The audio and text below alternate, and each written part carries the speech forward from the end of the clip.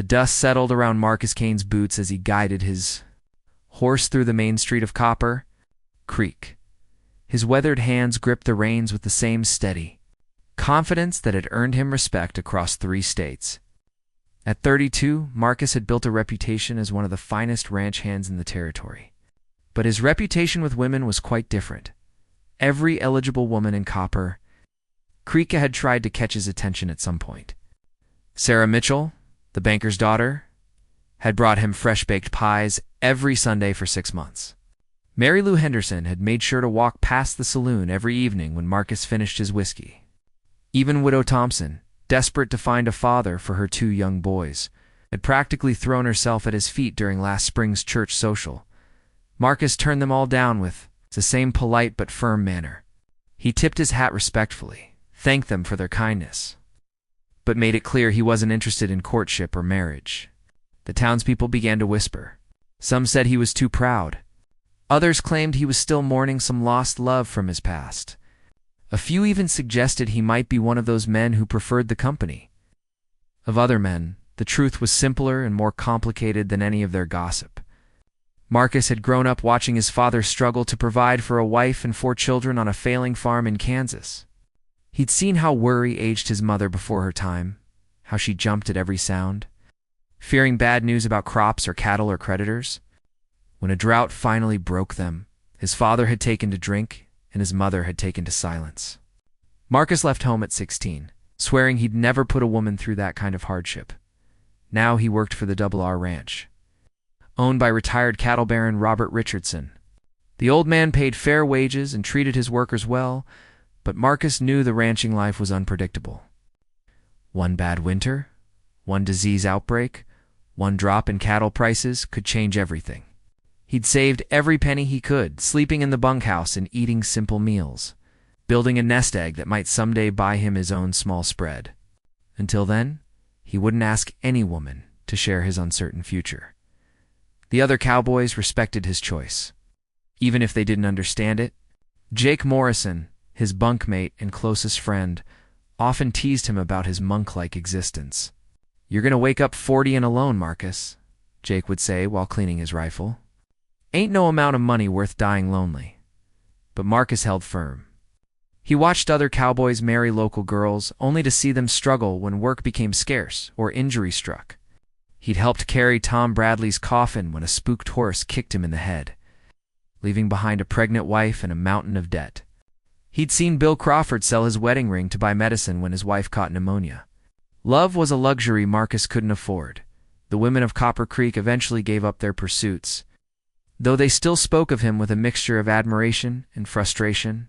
Such a shame, they'd mutter to each other while selecting fabric at Henderson's general store. A man like that, going to waste. Marcus didn't see it as waste. He found satisfaction in honest work and simple pleasures. He enjoyed the sunrise rides across the open range, the camaraderie of the bunkhouse, the feeling of tired muscles after a long day's work. On Saturday evenings, he'd allow himself to drinks at O'Malley's saloon and a game of poker with the other hands. Sundays meant sleeping late and maybe fishing in Bear Creek if the weather was fine.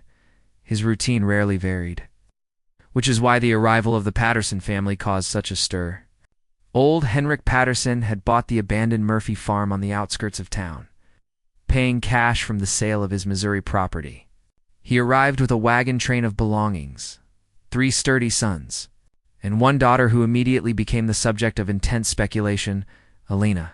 Patterson was nothing like the other young women in Copper Creek. She wore practical clothes instead of fancy dresses. She worked alongside her brothers instead of sitting in the shade with needlework. When the family came to town for supplies, she walked with purpose, her dark eyes taking in everything with quiet intelligence. She was beautiful, but in an unconventional way that made men uncertain how to approach her. The local bachelors tried their usual tactics. They offered to carry her packages, complimented her appearance, and lingered near the Patterson wagon hoping for conversation.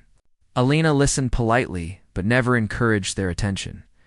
She seemed focused on helping her family establish their new homestead, rather than finding a husband. Marcus first saw her at Henderson's store. examining a set of tools with the careful attention of someone who understood their purpose. Most women would have asked their father or brothers to make such purchases, but Alina handled the transaction herself, testing the weight of a hammer and checking the sharpness of a blade before making her selections. Their eyes met briefly across the store, and Marcus felt something shift in his chest.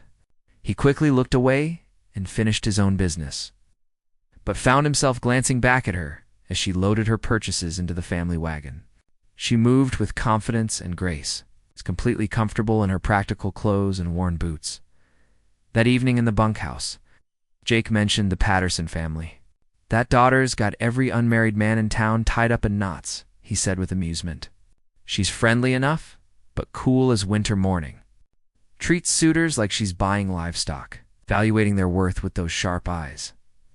Marcus listened without comment, but found himself thinking about Alina Patterson more than he cared to admit. There had been something different about her, something that set her apart from the other women who had tried to win his attention. Maybe it was the way she'd handled those tools, or the directness of her gaze, or simply the fact that she seemed as uninterested in marriage as he was. Winter was coming early this year. According to the old-timers who read signs in cloud formations and animal behavior, Marcus had endured many winters alone and expected to endure many more. He had his routine, his savings, and his principles. That should be enough for any man. But as he lay in his bunk that night, listening to the wind whistle through gaps in the walls, Marcus found himself wondering what Alina Patterson thought about the approaching cold season, and whether she, like him, preferred solitude to the complications of romance. October brought early frost to Copper Creek, and with it came the first real test of the Patterson family's determination.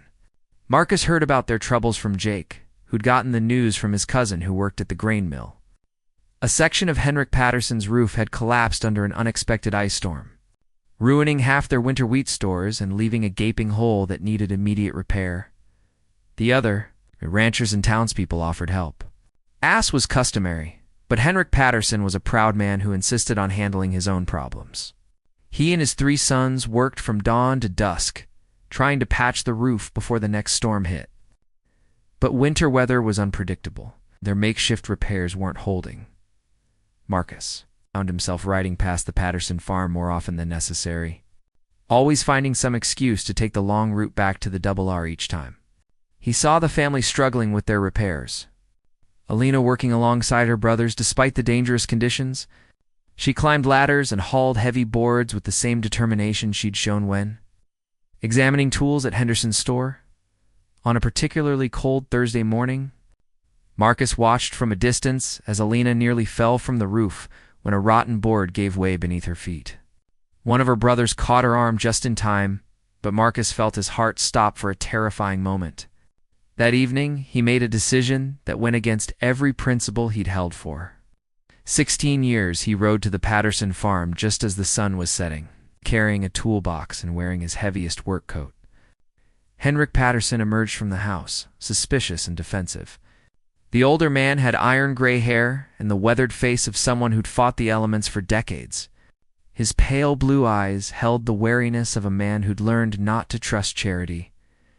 "We don't need help," Henrik said before Marcus could speak. "My family takes care of its own problems." Marcus dismounted slowly, keeping his hands visible and his voice calm. "I'm not here to offer charity, Mr. Patterson. I'm here to offer a trade." Henrik's eyebrows rose slightly. "What kind of trade?" "I can fix your roof proper, with materials that'll last through spring. In exchange, I'd like to hire your daughter to do some cooking and mending for the Double R bunkhouse. Our regular cook broke his arm, and we're eating beans and hardtack till he heals." It was partially true.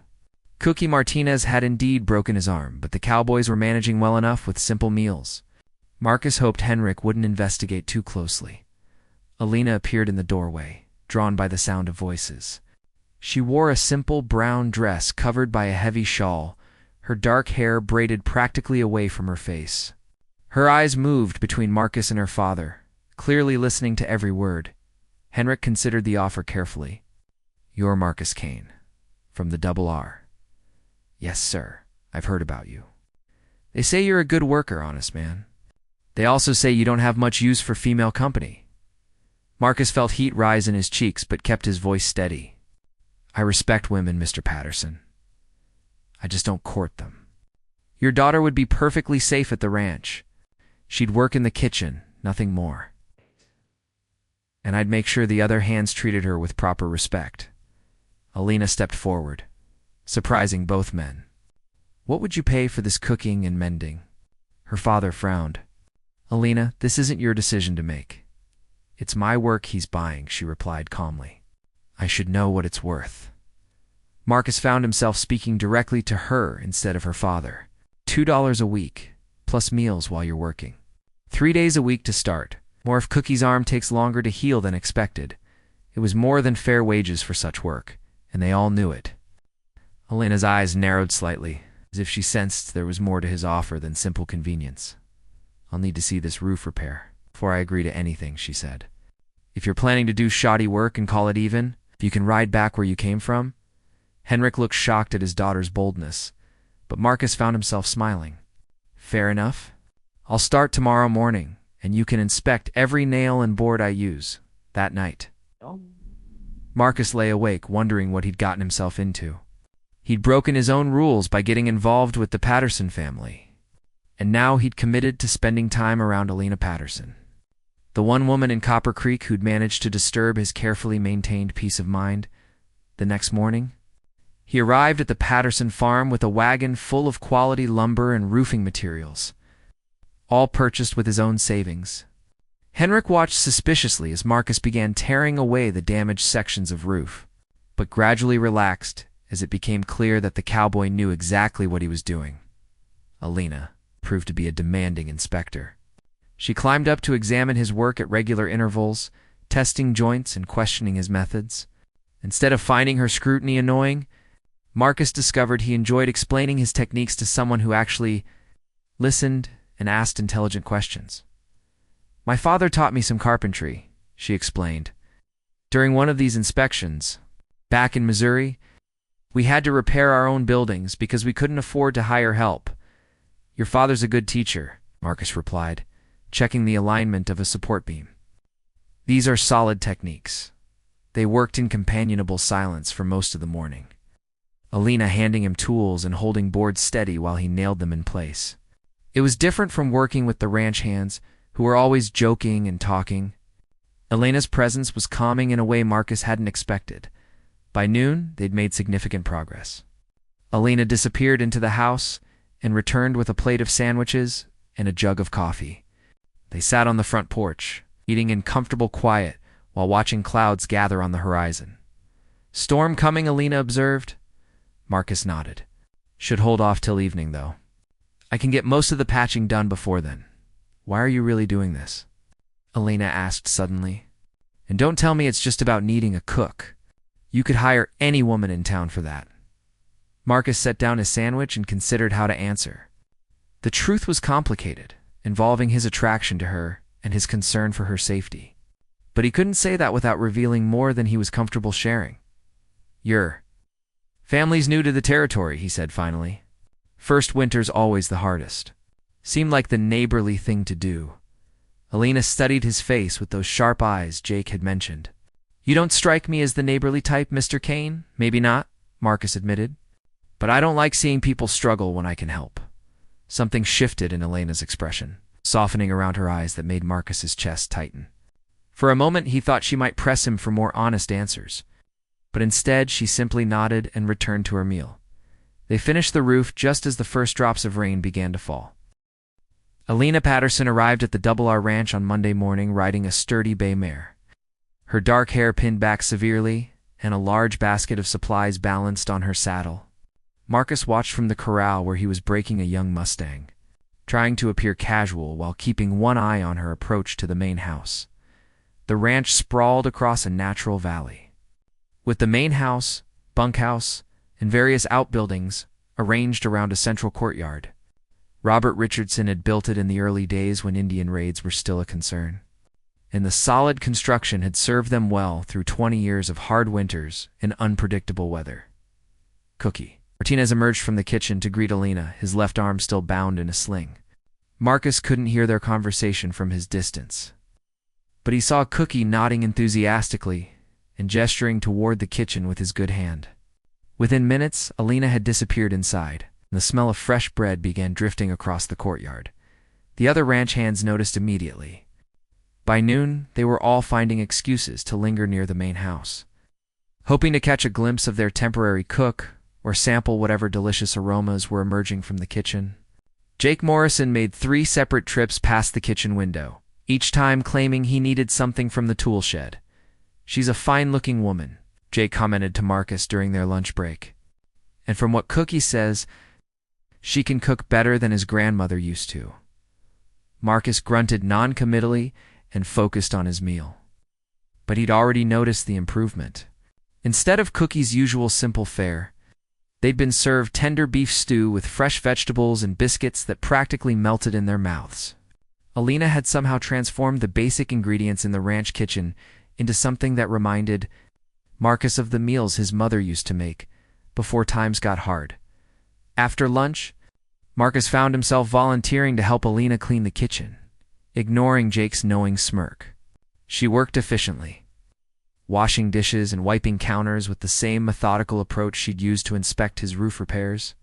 Her sleeves were rolled up to her elbows, revealing strong, capable arms that spoke of years of hard work. The men seemed pleased with the meal Marcus offered. Unsure how to start a conversation, Alina glanced at him with a slight smile. "Cookie's been giving me advice about their preferences. Apparently, cowboys are simple creatures who appreciate anything more complicated than beans and bacon." "That's about right," Marcus agreed. "Though I think you're selling yourself short. That stew was better than anything we get in town. My mother taught me that good food makes everything else more bearable," Alina said, hanging up her dish rag. During the bad years in Missouri, she'd find ways to make even the plainest ingredients taste special. Said it was important to take care of people's souls along with their stomachs. Marcus heard something in her voice, made him look at her more closely. "Bad years?" Alina hesitated, then seemed to decide he could be trusted with the truth. "Drought, mostly. 3 years running when the crops failed and the cattle died. Father sold everything we had except the land itself. But finally, even that wasn't enough. That's why we came west." "Fresh start," he said. "Must have been hard, leaving everything behind." "Harder for him than for me," Alina admitted. "I was ready for something different." Missouri felt like a trap after a while, everyone knowing everyone else's business. Same problems year after year with no solutions. Marcus understood that feeling more than he cared to admit. He'd felt trapped on his father's failing farm, watching the same cycle of hope and disappointment repeat endlessly. But instead of sharing that connection, simply nodded and changed the subject. Over the following weeks, Alina's presence at the ranch became routine. She arrived each Monday, Wednesday, and Friday, transforming the kitchen into a hub of productivity that impressed even Robert Richardson, who made a point of complimenting the improved meals. The Cowboys began timing their breaks to coincide with her work hours. Drawn by both her cooking and her unusual willingness to engage them in conversation, unlike most women, Alina seemed genuinely interested in their work. She asked intelligent questions about cattle ranching, horse training, and range management. When Jake described the process of branding calves, she listened intently and asked about ways to minimize stress on the animals. When old Pete Wilson told stories about his early days as a trail driver, she remembered details and asked for clarification about historical events. Marcus found himself looking forward to her visits more than he wanted to admit. She had a way of making ordinary tasks more interesting. Whether she was teaching Cookie new recipes or helping repair kitchen equipment, her laugh was infrequent but genuine. She usually triggered by one of the Cowboys' stories or Cookie's attempts to work one-handed. But it was during quieter moments that Marcus felt most drawn to her. Sometimes he'd find her standing in the kitchen doorway, looking out at the mountains with an expression he couldn't quite read. Other times, she'd pause in her work to examine something closely, her dark eyes focused with the same intensity she'd shown when inspecting his roof repairs. One Wednesday in late November, an early blizzard trapped Alina at the ranch overnight. The The snow came down so hard and fast that riding back to her family's farm would have been dangerous. So Robert Richardson insisted she stay in the spare room in the main house. The cowboys were all safely sheltered in the bunkhouse, but Marcus found himself unable to sleep. Aware that Elena was only a few hundred yards away, the next morning, he woke early and went to check on the horses before the others were up. The storm had passed, leaving behind a world transformed by 2 feet of fresh snow. The silence was complete except for the soft sound of his boots crunching. Through the drifts, he was surprised to find Elena already in the kitchen, preparing breakfast by lamplight. She looked up when he entered, and for a moment they simply stared at each other in the golden glow of the lamp. Her hair was loosely braided over one shoulder, and she wore a simple white nightgown covered by a heavy robe. Marcus had never seen her look so unguarded. "Couldn't sleep," she said softly. "Too quiet after the storm?" "I know the feeling," Marcus replied. "Sometimes the silence is louder than noise." Elena smiled at that, understanding exactly what he meant. "Coffee's almost ready. Want some?" They sat at the kitchen table, sharing coffee and watching the sun rise over the snow-covered valley. It was the most peaceful moment Marcus had experienced in years, and also the most dangerous. He found himself imagining other mornings like this, other quiet moments shared with this remarkable woman. But with the sunrise came reality. Elena would return to her family's farm, and Marcus would return to his carefully controlled life. Whatever was growing between them had no place in his plans for the future. As if reading his thoughts, Elena set down her coffee cup and looked directly at him. "Mr. Kane, can I ask you something personal?" Marcus nodded, though his stomach tightened with apprehension. "Why did you really offer to help my family? And don't give me another answer about being neighborly." Marcus stared into his coffee cup, knowing Elena deserved an honest answer, but unsure how to give one without revealing too much. The kitchen felt smaller suddenly, the lamplight more intimate, and her direct gaze impossible to avoid. "I saw you nearly fall from that roof," he said finally. "It bothered me more than it should have." Elena tilted her head, considering his words. "Because you don't like seeing people get hurt, or because it was me specifically?" The question hung between them like a challenge. Marcus had spent 16 years avoiding exactly this kind of moment, this kind of honesty that could change everything. But something about Elena's steady gaze and the quiet morning made lying impossible. "Because it was you," he admitted, instead of looking pleased or surprised. Elena simply nodded as if she'd expected that answer. "I thought so. Just wanted to hear you say it. Does it matter?" Marcus asked, standing abruptly and walking to the window. "I'm not a man who courts women, Miss Patterson. That hasn't changed." "I know your reputation," Elena said calmly. "Every woman in Copper Creek knows about Marcus Kane, the cowboy who can't be caught. They think you're either too proud or too damaged to want a wife." Marcus turned back to face her, stung by the bluntness of her words. "And what do you think?" "I think you're scared," Elena said without hesitation. "I think something happened in your past that made you decide love wasn't worth the risk. And I think you've been alone so long you've forgotten that some risks are worth taking." Her words hit too close to home. Awakening emotions Marcus had spent years suppressing. He felt exposed, as if she could see through all his carefully constructed defenses to the loneliness he tried so hard to ignore. "You don't know anything about me," he said roughly. "I know more than you think." Elena replied, standing and moving closer to him. "I know you spent your own money to fix our roof, claiming it was a trade when we both know you could have hired any woman in town to cook for less than you're paying me. I know you check on our farm every few days, always finding some excuse to ride past. I know you watch me when you think I'm not looking." Marcus felt cornered, his usual escape routes blocked by her perceptive observations. "What's your point, Miss Patterson?" "My point is that you're already involved, whether you want to admit it or not. The question is what you plan to do about it." Before Marcus could respond, the sound of boots on the porch announced the arrival of other early risers. Cookie Martinez pushed through the door, followed by Jake Morrison and 2 other cowboys, all drawn by the smell of fresh coffee and Elena's cooking. "Morning." "Miss Elena," Cookie said cheerfully, seemingly oblivious to the tension in the room. "Sleep well, despite the storm?" "Very well, thank you," Elena replied smoothly. her demeanor shifting back to the friendly but professional manner she showed the other men. "I've got biscuits in the oven and coffee ready. Bacon will be done in a few minutes."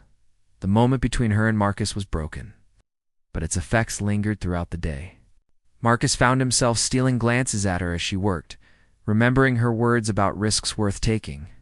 Alina went about her duties with her usual efficiency, but he caught her looking at him several times with an expression he couldn't quite read. When the snow melted enough for safe travel, Marcus offered to escort Alina home. They rode in comfortable silence for most of the journey, the horses' hooves muffled by the remaining snow. As they approached the Patterson farm, Alina reined in her mare and turned to face him. "Mr. Kane, I want to ask you something, and I want you to think carefully before you answer." Marcus felt his chest tighten. "All right, winter's coming hard this year. Everyone can feel it. The old-timers are saying it might be the worst in a decade." Alina paused, gathering her thoughts. "My father's proud, but he's also practical.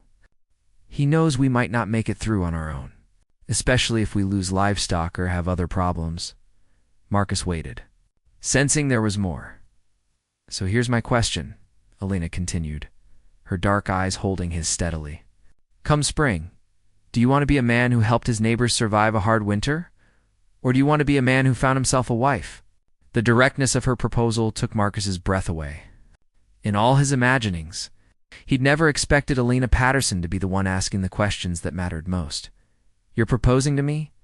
he asked, hardly believing the words as he spoke them. "I'm presenting you with options," Alina corrected. "You can keep helping my family as a friend and neighbor, watching from a distance while we struggle through the winter. Or you can marry me and help us as family, sharing whatever comes." Marcus felt the careful walls he'd built around his heart beginning to crack. "Marriage isn't something to enter lightly, Miss Patterson. It's not just about surviving one winter." "No, it's not," Alina agreed. "It's about choosing to face all the winters together, the good ones and the bad ones. It's about building something that lasts longer than just getting by." "What if I can't provide for you the way you deserve?" Marcus asked, voicing his deepest fear. "What if everything goes wrong like it did for my parents?" Alina's expression softened with understanding. "Then we'll face it together and figure out solutions. That's what partners do, Marcus. They don't guarantee success. They promise to keep trying." The sound of his first name on her lips sent warmth through his chest. Marcus had spent so many years protecting himself from this exact moment, this choice between safety and connection. But looking at Alina's honest face, he realized that his safe, solitary life had become a prison of his own making. "I'd want to do things properly," he said slowly. "Talk to your father. Have a real courtship. Give you time to be sure." Alina smiled, the first truly radiant expression he'd seen from her. "I've been watching you for weeks, Marcus Kane. I'm already sure. And if your father objects, he won't. He's been hoping someone would take an interest in me, and he respects you. Besides," Alina added with a mischievous glint in her eyes, "he knows a good deal when he sees one. You're offering to help support 4 people through the winter in exchange for one stubborn daughter. From his perspective, it's excellent bargaining." Marcus found himself smiling despite the magnitude of what they were discussing. "Is that all you are? A stubborn daughter?" "Among other things," Alina replied. "I'm also a good cook, a hard worker, and someone who won't make demands on your savings account. I'm not looking for fancy dresses or jewelry, Marcus. I'm looking for a partner who will work alongside me to build something worthwhile," as they sat on their horses in the afternoon sunlight. Marcus felt 16 years of careful control slipping away. Alina Patterson had just offered him everything he'd convinced himself he didn't want. And he was discovering that his heart had different ideas than his head about what constituted a good life. Marcus stood nervously on the Patterson farmhouse porch, hat in hand, watching Alina help her mother through the window while her 3 brothers played cards. When Henrik Patterson answered the door, Marcus requested permission to court his daughter. "I wondered when this conversation might happen," Henrik said. Stepping outside, Alina mentioned you two had talked. Marcus explained his honorable intentions and ability to provide for Alina. Henrik questioned why a man known for avoiding courtship had changed. And Marcus replied honestly that Alina had changed everything for him. "What are your prospects?" Henrik asked practically. Marcus outlined his 6 years of savings. Plans to purchase the Morrison place come spring, an intention to stay local since Alina was attached to her family. Henrik revealed they'd lost Elena's older sister to fever in Missouri. Explaining the family's protective nature, Marcus proposed combining resources to help both families survive the harsh winter, offering regular supplies and maintenance help. When Henrik asked if this was a suitor or neighbor, Marcus replied, "Both, if you'll let me." Henrik granted permission, but warned that Alina made her own decisions. Alina appeared, asking with dry humor if they'd finished negotiating her future, and invited them inside for coffee, where her brothers could meet Marcus. The next hour tested Marcus more than any bucking bronco. Thomas, Samuel, and young David questioned him thoroughly while their mother Mary watched quietly, asking gentle questions that revealed his character. Walking him to his horse afterward, Lena asked how he thought it went. "Your brothers are protective," Marcus observed. "They should be. I'm the only sister they have left," Lena replied with sadness. Marcus clarified that while he'd help her family, she shouldn't feel pressured into marriage for practical reasons. Alina stepped closer, explaining she'd had multiple offers but wasn't choosing him for supplies or money. "Then why are you choosing me?" Marcus asked. "Because you're the first man who's seen a partner instead of a burden or prize. Because you understand hard work and don't expect easy living. And because when you really smile, it changes your whole face." Marcus admitted his lack of courting experience, and Alina responded firmly that she'd had enough of how other men did things. Marcus established a routine, visiting 3 evenings weekly, helping with projects and earning the family's respect through competence. With Alina, he discovered quiet companionships, pleasures discussing future plans while walking the farm. She wanted to expand gardens, improve buildings, and add livestock. Showing practical intelligence that impressed him, Marcus shared private dreams about his planned ranch, the cattle he hoped to raise, and the house he'd build himself. Alina listened without judgment, offering knowledgeable suggestions. "The Morrison place has good water rights," she noted during one walk. "That's worth more than fancy buildings." When Alina wondered if he'd want a wife with opinions about cattle breeding and crop rotation, Marcus replied he wanted someone who could run the ranch as well as he could, maybe better. He'd seen too many marriages where women were mere decoration. "Good," Alina said with satisfaction, "because that's not what you'd be getting." As winter deepened, Marcus's visits increased as he helped winterize their property. During a fierce mid-December blizzard that lasted 2 days, Marcus discovered how completely Alina had changed his perspective on solitude. Instead of finding comfort in familiar isolation, he paced restlessly. Worrying about the Pattersons' warmth and safety, Jake Morrison observed his friend's agitation with knowing amusement, noting that Marcus was thinking like a married man, putting someone else's needs ahead of his own comfort. "That's what love does to a fellow," Jake said. The word stopped Marcus cold. He'd focused on practical relationship aspects without examining deeper feelings. But Jake was right. Somewhere between fixing roofs and sharing quiet conversations, Marcus had fallen in love with Alina Patterson. This realization should have terrified him. Love was the emotion he'd avoided for 16 years, the dangerous feeling leading to vulnerability and disappointment. Instead, Marcus felt rightness, as if a puzzle piece had clicked into place. When the storm cleared, Marcus immediately rode through snowdrifts to check on the Pattersons. He found them working together, digging out from the aftermath. Alina was inspecting the roof for damage while her brothers cleared snow from buildings. She waved when she saw him approaching, and Marcus felt his heart lift. When she climbed down reporting no serious damage and that his repairs had held perfectly, Marcus noticed exhaustion she was trying to hide. Without thinking, Marcus pulled Alina into his arms, holding her against his chest while relief flooded through him. She stiffened momentarily with surprise, then relaxed into his embrace, her arms encircling his waist. "I was worried about you," Marcus murmured against her hair. "We're fine," Alina replied. But her voice held warmth, suggesting she appreciated his concern. They stood together for a long moment, both aware that something fundamental had shifted between them. When they separated, Alina looked up at Marcus with new understanding in her dark eyes. "You love me," she said simply, stating an obvious fact.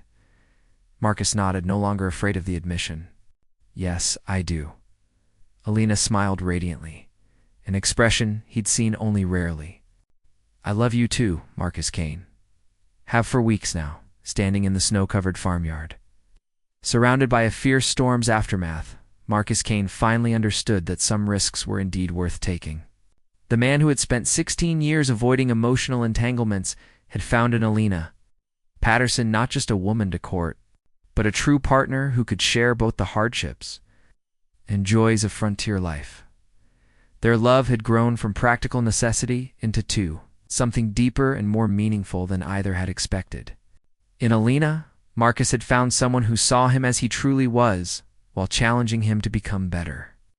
In Marcus, Alina had discovered a man who valued her intelligence and strength rather than seeking to diminish them as they stood together in the winter landscape. Both knew their courtship would soon lead to marriage and a shared future building the ranch Marcus had dreamed of for years. But now with Alina as his equal partner in every endeavor. Christmas Eve arrived with clear skies and temperatures so cold that breath froze in the air. Marcus had spent the morning helping Robert Richardson distribute year-end bonuses to the ranch hands, receiving his own generous pay, along with the older man's blessing for his upcoming marriage. Word of the engagement had spread through Copper Creek faster than wildfire, generating reactions that ranged from genuine happiness to barely concealed disappointment among the unmarried women. Marcus rode to the Patterson farm carrying a small wooden box in his saddlebag, nervous in a way he hadn't been since his first day working cattle. Inside the box was his grandmother's wedding ring, the only valuable thing his family had managed to keep during their hardest times. His mother had given it to him before he left Kansas, saying it should go to a woman who would appreciate its simple beauty rather than its monetary worth. He found Alina in the kitchen, preparing Christmas dinner with her mother's help. The house smelled of roasting turkey and fresh bread, while sounds of laughter drifted from the main room where her brothers were playing cards with their father. Alina looked up when Marcus entered, flour dusting her apron and a strand of hair escaping from her careful bun. "You're early," she observed with a smile. "Dinner won't be ready for another hour." "I wanted to talk to you privately," Marcus replied, suddenly feeling foolish about his romantic timing. What if Alina wanted to wait until spring for an engagement? What if she thought Christmas proposals were presumptuous? Alina seemed to sense his nervousness. She wiped her hands on her apron and nodded toward the back door. "Let's step outside for a moment." They walked to the barn, where the animals provided some shelter from the wind. Marcus's horse nickered softly from his stall, recognizing his voice. Alina leaned against a wooden post, waiting patiently while Marcus struggled to find the right words. "Alina, I know we haven't been courting long," he began awkwardly, "but I also know my own mind, and I know what I want for the future, which is—" Marcus pulled the small box from his coat pocket, holding it carefully in his gloved hands. "I want to marry you, Alina Patterson. Not just to help your family through the winter. Not just because it makes practical sense, but because I can't imagine facing the rest of my life without you." Alina's eyes widened as she looked at the box, then back at Marcus's face. "Are you proposing to me in a barn on Christmas Eve?" "I know it's not romantic," Marcus said quickly. "I could wait.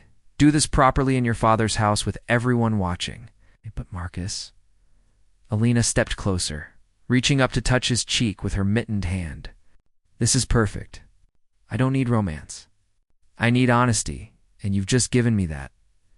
With shaking fingers, Marcus opened the box to reveal a simple gold band set with a small diamond that caught the lamplight from the house. "It was my grandmother's. It's not fancy, but it's beautiful," Alina whispered, extending her left hand. "Yes, Marcus Kane, I'll marry you." Marcus slipped the ring onto her finger, amazed at how right it looked there.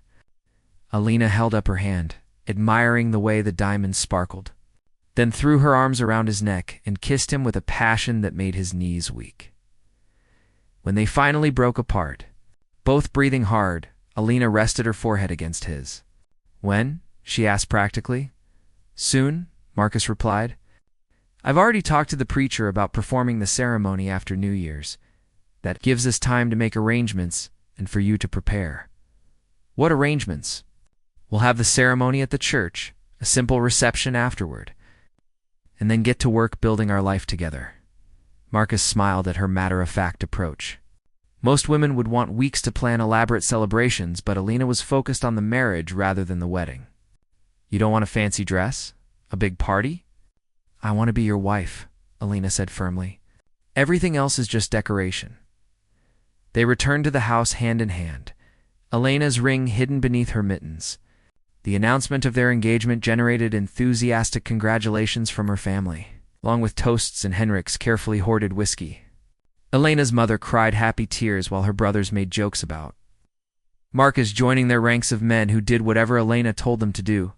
The wedding took place on a clear, cold January morning with most of Copper Creek in attendance. Alina wore her mother's wedding dress, altered to fit her taller frame, and carried wildflowers that Marcus had somehow managed to find, despite the frozen landscape. She looked radiant as she walked down the aisle on her father's arm, her dark eyes focused entirely on Marcus's face. Marcus had never thought much about wedding ceremonies, but he found himself deeply moved by the traditional vows.